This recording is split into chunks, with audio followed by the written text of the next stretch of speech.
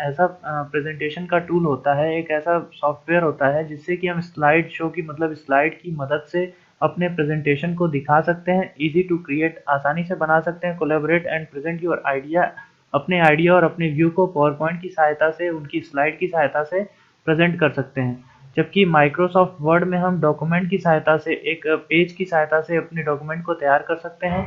और MS Excel में, Microsoft Excel में हम एक स्प्रेडशीट की सहायता से टेबल्स वगैरह बना सकते हैं और अपने मतलब कि जो भी हमारे वी लुकअप वगैरह लगा सकते हैं, फार्मूला वगैरह लगा सकते हैं, ये सारी चीज़ें हम एक्सेल में कर सकते हैं। तो आइए चलिए हम देखते हैं पावर पॉइंट में हमारे कौन कौन से प्रैक्टिकल होते हैं और इसमें हम क्या क्या चीज़ें कर सकते हैं। तो सबसे पहले स्टार्ट बटन पे जा करके माइक्रोसॉफ्ट पावर पॉइंट 2007 हम यहाँ पर ओपन कर लेते हैं। देखिए माइक्रोसॉफ्ट पावर पॉइंट की विंडो हमारे सामने आ गई। अब यहाँ पर हमको दिखाई दे रहा है option click to add title, click to add subtitle. लेकिन सबसे पहले देखिए यहाँ ऊपर में प्रेजेंटेशन 1 लिखा हुआ है, ये हमारा टाइटल बार है, इसके नीचे हमारा मेन्यू बार है और यहाँ पर हमारे सारे टूल्स दिए गए हैं जिसकी सहायता से हम अपने प्रेजेंटेशन को बहुत ही अट्रैक्टिव और बहुत ही अच्छा बना सकते हैं। तो यहाँ क्लिक टू ऐड टाइटल पे क्लिक करेंगे तो यहाँ आपको लिखने के लिए कर्सर ब्लिंक करेगा जहाँ की आप अपने टाइटल को ऐड कर सकते हैं और यहाँ आप अपने सब टाइटल को ऐड कर सकते हैं। दोस्तों ये हम काम इसमें कुछ ऐसे बाय डिफ़ॉल्ट टेम्पलेट दिए हुए हैं जिसकी सहायता से हम बहुत ही अच्छा प्रेजेंटेशन क्रिएट कर सकते हैं, जो कि डिज़ाइन ऑप्शन में हमको मिलते हैं। तो मान लीजिए डिज़ाइन ऑप्शन में जा करके हमें जो भी पसंद आता है यहाँ से हम कोई भी एक डिज़ाइन उठा लेते हैं और यहाँ पर क्लिक टू ऐड टाइटल। तो यहाँ पर हम सबसे पहले अपना टाइटल दे देते हैं। ठीक है, मान लीजिए ट्रिपल सी और हमारा सब टाइटल में लिख देते हैं हम सिलेबस। ये हमारी होगी पहली स्लाइड। अब अगर हमको इसके नीचे दूसरी स्लाइड जोड़नी है तो हम कंट्रोल एम करके यहाँ दूसरी स्लाइड अपनी जोड़ सकते हैं, जहाँ पर आपको दिखाई दे रहा होगा click to add title and click to add text. तो यहाँ पर हम टाइटल में अपने मान लीजिए सिलेबस के बारे में कुछ लिखना चाहते हैं तो यहाँ पर हम लिख देते हैं कंप्यूटर फंडामेंटल।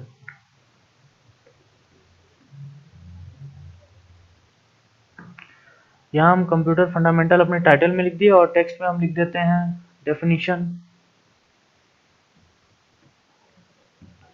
डेफिनेशन लिखने के बाद इसमें हम और भी अपनी टाइटल जोड़ सकते हैं और भी अपनी चीज़ें अंदर लिख सकते हैं, जैसे कि डेफिनेशन के बाद मान लीजिए अगर मैंने लिख दिया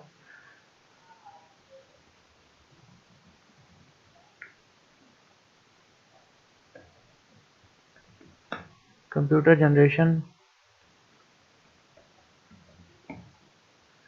इसके बाद मान लीजिए हमने लिख दिया कंपोनेंट्स, इसके बाद हमने लिख दिया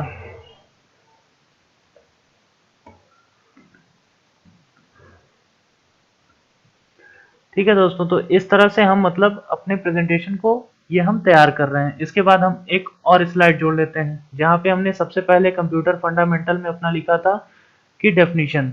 तो अब डेफिनेशन के लिए यहाँ पर हम अलग से एक टाइटल ऐड कर सकते हैं, यहाँ पे लिख सकते हैं और यहाँ टेक्स्ट ऐड कर सकते हैं। लेकिन हम यहाँ पर दूसरे तरह से लिखना चाहते हैं, अगर अपने हिसाब से लिखना चाहते हैं तो यहाँ पर हम क्लिक टू ऐड टाइटल को डिलीट कर देंगे, यहाँ हम टेक्स्ट को डिलीट कर देंगे और यहाँ से हम इंसर्ट करा लेते हैं वर्ड आर्ट को।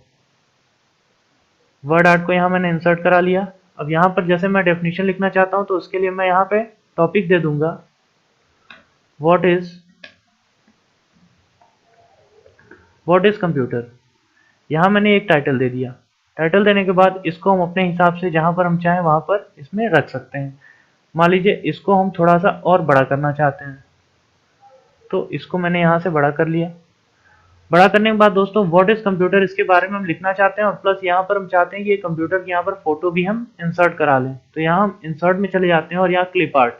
क्लिप आर्ट बाय डिफॉल्ट ऐसी चीज दी हुई होती है जहाँ पर कि हम कुछ फोटोज हमको पहले से मिलती हैं जो कि हम क्लिप आर्ट की सहायता से अपने डॉक्यूमेंट में इंसर्ट करा सकते हैं। तो कंप्यूटर लिख करके यहाँ मैंने सर्च में गो कर दिया, यहाँ सर्चिंग लिख रहा है और यहाँ पर फोटोज लोड कर रहा है। ये फोटो लोड हो गई। हमने यहाँ से कोई भी एक फोटो पिक कर लिया। पिक करने के बाद इस फोटो को हम थोड़ा बड़ा कर लेते हैं और इसको हम कहीं भी अपने स्लाइड में कहीं भी लगा देते हैं।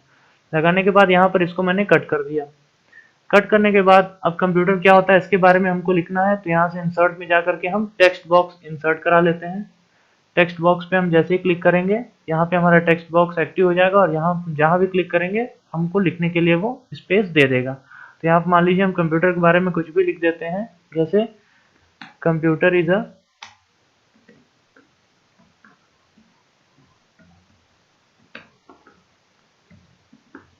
जैसे हम लिख दिए कंप्यूटर इज इलेक्ट्रॉनिक डिवाइस, इसको हम शिफ्ट और बैक एरो की के साथ सेलेक्ट कर लेते हैं और कंट्रोल शिफ्ट से इसको हम कंट्रोल शिफ्ट ग्रेटर देन से इसको हम बड़ा कर लेते हैं। बड़ा करने के बाद इसको हम यहाँ पे लगा देते हैं। तो ये दोस्तों देखिए, ये हमारा होता है प्रेजेंटेशन बनाने का तरीका।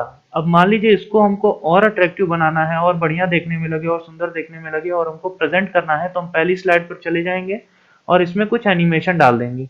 जैसे इसको पहले हम सेलेक्ट करके थोड़ा बड़ा कर लेते हैं, सिलेबस को सेलेक्ट करके हम इसको भी थोड़ा बड़ा कर लेते हैं।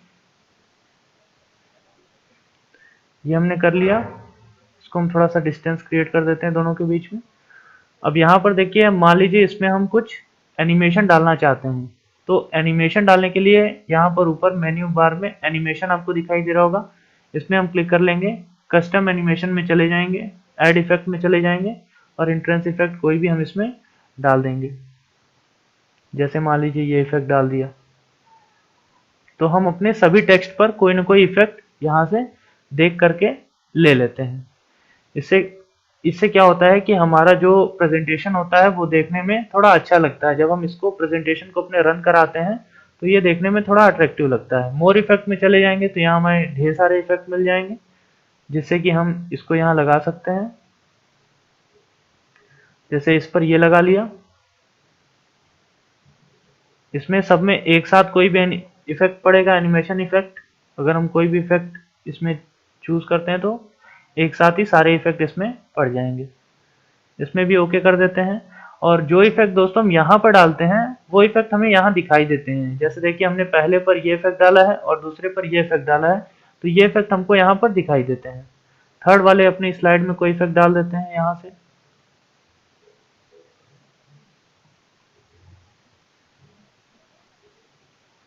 ये इफेक्ट मैंने ले लिया। इस डेफिनेशन में भी कोई इफेक्ट डाल देते हैं और इसके बाद लास्ट में इस फोटो पर भी कोई इफेक्ट डाल देते हैं। तो ये हमारा प्रेजेंटेशन तैयार हो गया। मैंने 3 स्लाइड का बनाया है, आप ज्यादा स्लाइड का ही बना सकते हैं। मैंने आपको ऐसे दिखाने के लिए ये चीज किया है। ये प्रैक्टिकल है हमारा।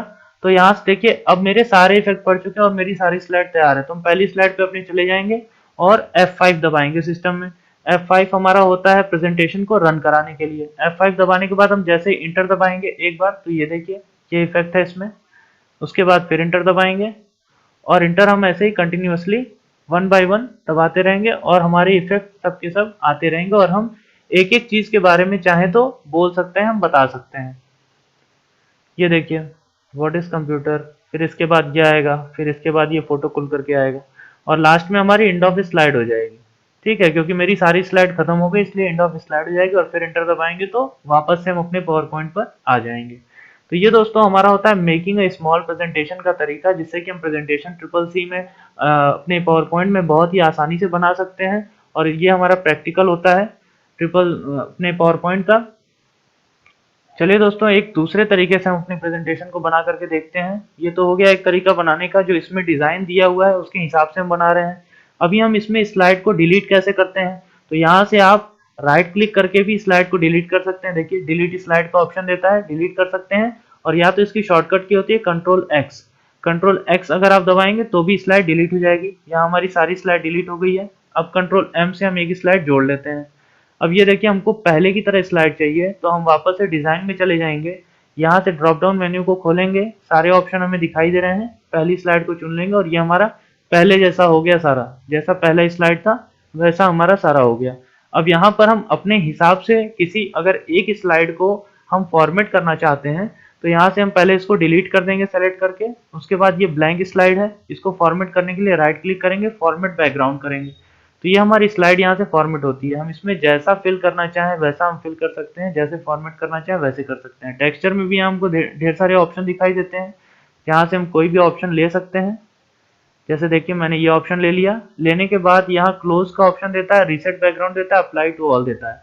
अगर हम अप्लाई टू ऑल पर क्लिक कर देते हैं और इसको क्लोज कर देते हैं, तो इसके बाद हम जितनी भी स्लाइड लेते जाएंगे कंट्रोल एम से, ये सारी स्लाइड पर हमको ऑटोमेटिकली वही बैकग्राउंड मिलेगा जो बैकग्राउंड हमने पहली स्लाइड में रखा था।